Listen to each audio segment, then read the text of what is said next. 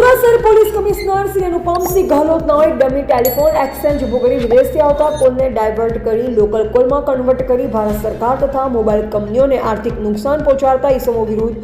સખત કાર્યવાહી કરવા સારું એસઓજીને સૂચના આપવામાં આવેલ, જે સૂચના અનુસાર સંયુક્ત police commissioner Shri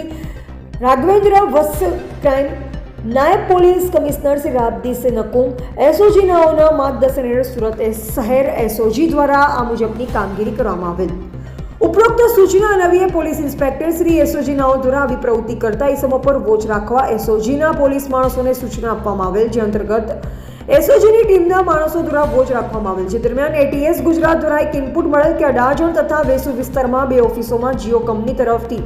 SIP line આપવામાં આવેલ। તે એસઆઈપી લાઇનમાં વિદેશથી આવતા કોલને ડાયવર્ટ કરી લોકલ કોલમાં કન્વર્ટ કરી ભારત સરકારને નુકસાન થતું હોવાની જીઓ કંપની તરફથી આશંકા વ્યક્ત કરવામાં આવતા જે આધારે તુરંત જ જીઓ કંપનીના ઓથોરાઇઝ કર્મચારીઓની આરોપી home setup and planner private limited કંપનીના ઓથોરાઇઝ વ્યક્તિ તરીકે ભગતસિંહ